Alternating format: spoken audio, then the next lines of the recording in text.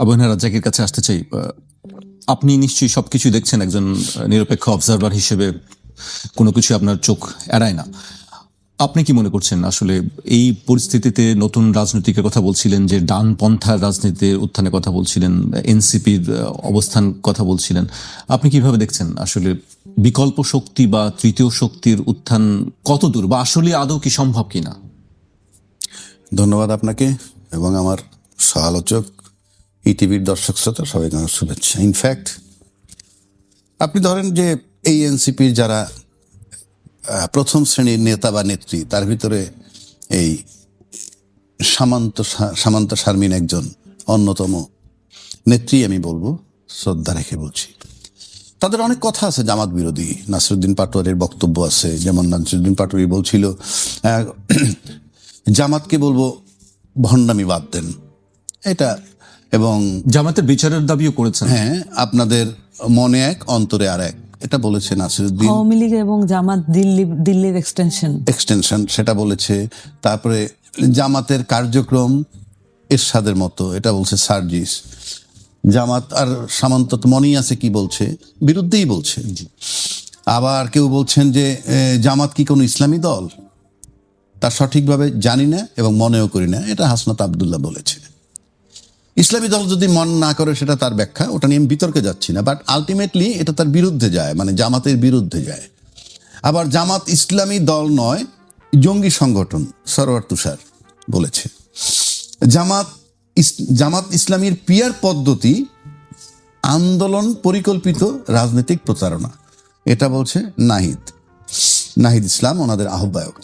মানে এই কথাগুলো বলার পিছনে কারণ হলো এই না যে তাদেরকে আমি এখন বলবো তোমরা জামাতে বা আপনারা জামাতে কেন যোগ দিছেন। জামাতে এইগুলি বলে তারপরে আপনি যোগ দিছেন কেন, এটা বলার জন্য আমি বলি নাই। এবং এটা নিয়ে যদি কেউ নিন্দা করে, অনেকেই করতে পারে, আমি মনে করি তাদের রাইট নেই, অ্যাটলিস্ট পলিটিক্যাল লিডার যারা, কারণ তারা যত 53 বছর যাবত একটা বৃক্ষরোপণ করে গেছে, যে রাজনীতিতে শেষ কথা বলতে কিছু নাই। সুতরাং একজন রাজনীতিবিদ সে তার ইচ্ছা মতো করবে যখন যেটা মনে করবে। পাশাপাশি জামাতকে যদি আমি রাজাকার হিসেবে চিহ্নিত করি, যদিও আমি সম্প্রতিকালে 53 বছরের ইতিহাস, বিশেষ করে এরশাদ পতন থেকে শুরু করলে আজকে পর্যন্ত বাংলাদেশে কোনো রাজনৈতিক দলের দ্বিদলীয় রাজনীতি আমরা যেটা দেখে আসছি, কারো কোনো রাইটই নাই জামাতকে রাজাকার বলার। এই কারণে বলার রাইট নেই, আমি জামাত রাজাকার কি রাজাকার না, আবার যদি রাজাকার বলেন তাহলে তাদের বিচারও করছে। কিন্তু আমি রাইট নেই বলি কোন অর্থে, আপনারা তাদেরকে নিয়ে আন্দোলন করেছেন, আপনারা তাদেরকে নিয়ে মন্ত্রী বানিয়েছেন, তারপর আপনি কেন এটা বলবেন? সাইলেন্ট থাকা উত্তম। এখন আসেন, আপনি এনসিপির এরা জামায়াত কখনো বন্ধু হয়ে যায়, কখনো শত্রু হয়ে যায়, এটা কেন? মানে যার যখন প্রয়োজন আপনি যেটা বলছেন। এটার কারণ হচ্ছে রাজনৈতিক আদর্শ যদি আপনার না থাকে, আপনার শুধুই ক্ষমতায় যেতে হবে, আর শুধুই ক্ষমতায় যাওয়ার মানেটাই হচ্ছে অন্যভাবে লাভজনক। আমি আবারও বলছি, অন্যভাবে লাভজনক, এবং সেটাকে আপনি ফাইনালি, যখন আপনার বন্ধু হচ্ছে তখন তিনি রাজাকার থাকছেন না, তখন গায়ে থেকে ঘ্রাণ পান।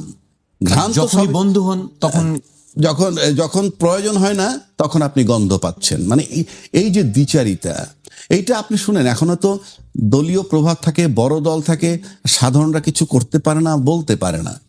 তো সেক্ষেত্রে আপনি মনে করেন দীর্ঘ 15 বছর যে শেখ হাসিনার বিরুদ্ধে আন্দোলন সবাই করেছে দাবি করি, অথচ সবাই দাবি করা সত্ত্বেও কিন্তু কিছুই হয় না। ইনফ্যাক্ট 5ই আগস্ট যেখানে আমরা ছিলাম, ঠিক সেই অবস্থায় কিন্তু নির্বাচন হতে যাচ্ছে।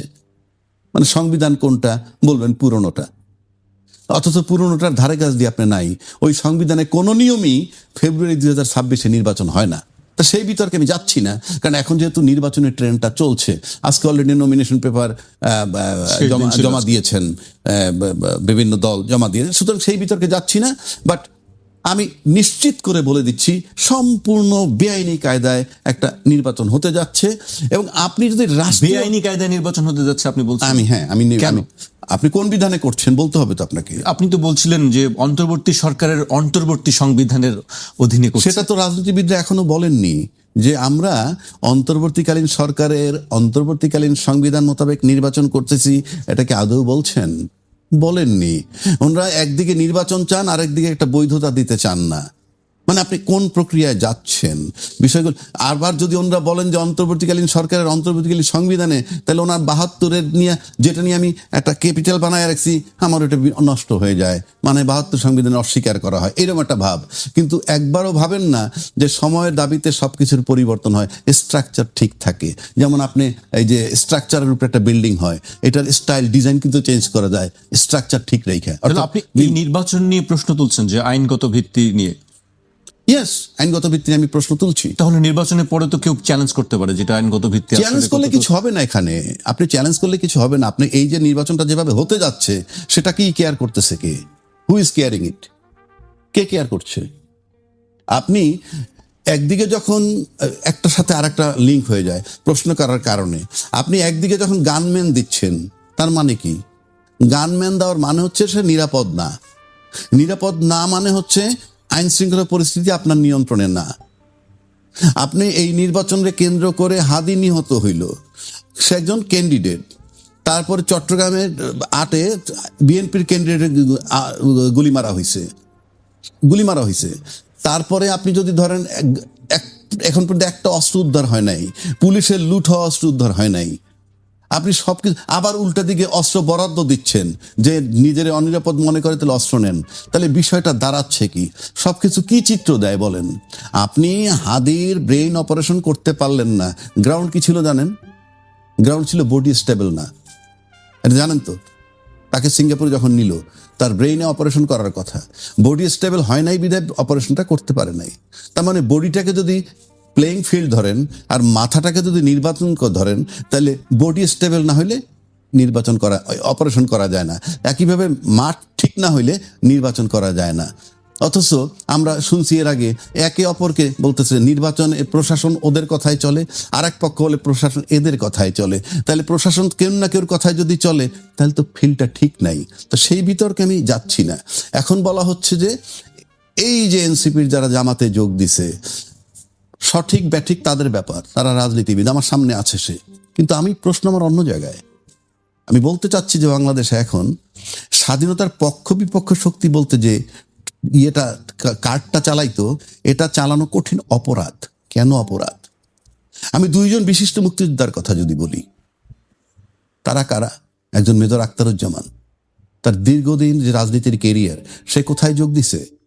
জামাত। এলডিপির কর্নেল অলি, তার মতো একজন মানুষ হয়? উনি মুক্তিযোদ্ধা, উনি যোগ দিলেন কোথায়? জামাতে। তার মানে কি? মেজর আখতারুজ্জামানের 5 বার বহিষ্কার করা হয়েছে, 5 বার আবার ফেরত নেওয়া হয়েছে। তার মানে কি? সে যোগ দিছে জামাতে। এলডিপির অলি সাহেব দীর্ঘ কেরিয়ার, জিয়াউর রহমান সাহেবের সাথে সহযোদ্ধা ছিলেন উনি। ওনার অ্যাকশন, ওনার সবকিছুতে মনে হয়েছে যে বিএনপিকে সে মনে প্রাণে ভালোবাসে। আমার সাথে তার কথা হয়নি, কারণ নাহলে দীর্ঘ এতদিন থাকেন। উনি এসে যোগ দিলেন, তার মানে কি? এখন আপনি এই কর্নেল অলি কি রাজাকার? মেজর আখতারুজ্জামানকে আপনি কি রাজাকার বলবেন, নাকি জামাতের মুক্তিযোদ্ধা বলবেন? কারণ সব তো এক জায়গায় মিক্সড হচ্ছে। জুলাই চেতনার এরা ধারণ করে, এদের ব্যাপারে কোনো সন্দেহ আছে যে ওরা জুলাই চেতনা ধারণ করে কি করে না? এদের ব্যাপারে কোনো ডাউট নাই। আমি করি কি করি না ডাউট থাকতে পারে আপনার, এদের ব্যাপারে ডাউট নাই। তাহলে জুলাই চেতনা যারা ধারণ করে, কারা সবচেয়ে বেশি এই জুলাই চেতনার বিরোধী? তারা হলো আওয়ামী লীগ। কারণ এই জুলাই চেতনার নামে তাদেরকে সরায় দেওয়া হয়েছে। সেই আওয়ামী লীগও কিন্তু, আওয়ামী লীগের অনেক লোক নেতাকর্মী কিন্তু কোনো না কোনো দলে যোগ দিচ্ছে, আমরা জানি। তো আপনি যে দলে আওয়ামী লীগের ঠাঁই হবে, সেই দলে তো এনসিপির লোকের ঠাঁই হওয়ার কথা না। সেই বিতর্কে আমি যাচ্ছি না। বিতর্কটা হইলে জামাতকে আমরা এখন কি বলবো? আওয়ামী লীগের ঠাঁই আসলে কোথায় নেই? কোন দলে আপনি দেখছেন বা দেখছেন না? নাই কোন দলে, সেটার আরেকটা প্রশ্ন। আপনি যেমন ধরেন এই যে জুলাই অভ্যুত্থানটা হইল, সেখানে নাকি ছাত্রলীগেরও কিছু লোক অথবা জামাত শিবিরের কিছু লোক ছাত্রলীগ পরিচয়ে লুকাইছিল, আবার ছাত্রলীগ পরিচয়ে লুকিয়েছে, আবার ছাত্রলীগেরও কিছু শিবির পরিচয়ে লুকাইছিল, যারা এই আন্দোলনগুলো করেছে। সময়ের ব্যবধানে বিষয়টা প্রমাণিত হয়েছে বা ওপেন হয়েছে। আমার বক্তব্যটা হইলো এখন বাংলাদেশে এখন আপনি কাকে স্বাধীনতার পক্ষের বলবেন, কাকে স্বাধীনতার বিপক্ষের বলবেন, এক। আর স্বাধীনতা যদি আপনি ধরেন 71 সালকে, আমরা কিন্তু সবাই পরিষ্কার একটা কথা বলতে চাই, 71-এর পরের এক্সটেনশন হলো 24। কারণ 71 সালের স্বাধীনতা যুদ্ধের পর থেকে বাংলাদেশ কখনো স্টেবল হয় নাই পলিটিক্যালি, রাজনৈতিকভাবে, বরং দমায়ে রাখা হয়েছে, সবসময় দমায়ে রাখছে। যে যখন ক্ষমতায় ছিলেন তার বিরুদ্ধে যাওয়া যাবে না, বক্তব্যে যাওয়া যাবে না। ফাইনালি যিনি টানা 14-15 বছর দমায়ে রাখলেন, সেখানে একটা বিস্ফোরণ হইল। সেই বিস্ফোরণ মানে কিন্তু এই না যে এটা নতুন কোনো চেতনার কথা বলছি। ওই যে 71 সালের পর থেকে যেভাবে রোলিং করে আসছিল, সেটা বিতাড়িত হওয়া প্রয়োজন ছিল এবং সবাই সেই বিতরণটা চাচ্ছিলেনও। এবং ইন্টারেস্টিং ব্যাপার হলো, যারা এই বিতরণটা করলো, এই বাংলাদেশে 3টা দলের কথা বলি, আমি নাম বলবো না, সবাই বুঝে নেবেন, আপনি আমাকে সেকেন্ড কোশ্চেন করেন না। বাংলাদেশে একটা দল আছে নেতা এবং কর্মী নির্ভর, নেতা কর্মী নির্ভর, আর একটা দলের সমর্থক নির্ভর, আর একটা হলো ক্যাডার নির্ভর। এই সমর্থক নির্ভর যে দল, তাদের কিন্তু সমর্থক আছে, নেতাকর্মী ওই রেটে নাই। কারণ এই দলটা যখন তৈরি হয়েছে তার বহু আগে আওয়ামী লীগ তৈরি হয়েছে। তাহলে এই দলে আসছে কারা? বিভিন্ন জায়গা থেকে এসে সমর্থক গোষ্ঠী আছে। আর সমর্থক গোষ্ঠী থাকলে তাকে আপনি আন্দোলন জোরালো তারা করতে পারে না, যে কারণে আওয়ামী লীগের নেতাকর্মীরা সহ 15 বছর রাজত্ব করছে। আর ক্যাডার ভিত্তিক রাজনীতি যারা করেন তাদেরকে সব দলেরই লাগে। এরশাদ বিরোধী আন্দোলনেও ক্যাডার ভিত্তিক লাগছে। কেন লাগে ক্যাডার ভিত্তিক রাজনীতি সব রাজনীতির দলে কেন লাগে? এই তো ক্যাডার লাগে কেন, সেই জবাব তারা দিবে, কারণ তারা নিছে। আবার এই ক্যাডার ভিত্তিক রাজনৈতিক দল নিয়ে মন্ত্রীও বানাইছে। তার মানে কি, ক্যাডার ভিত্তিক সবাই লাগে।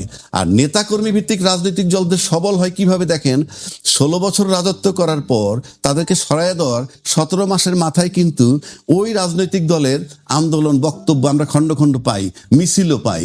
আর যারা সমর্থক নির্ভর, তাদের অবস্থান থাকা সত্ত্বেও 15 বছর কিন্তু ওই আওয়ামী লীগ রাজত্ব করছে।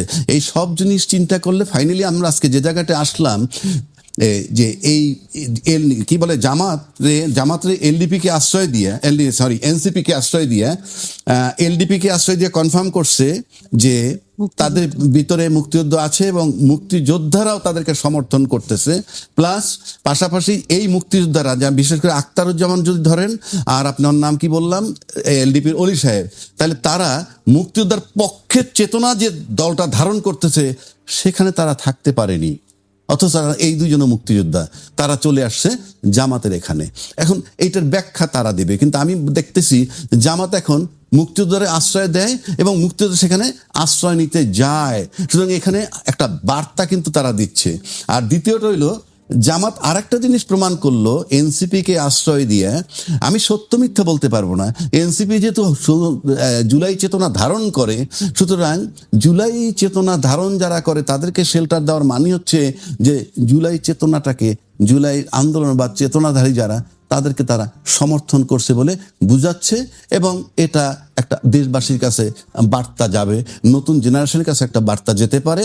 যদিও এই টকশোর পরই দেখবেন আমরা জামাতের কথা বলি, জামাতের ট্যাগ লাগাবে। মানে রিয়েল বিশ্লেষণও করা বাংলাদেশে এখন কঠিন একটা জায়গা।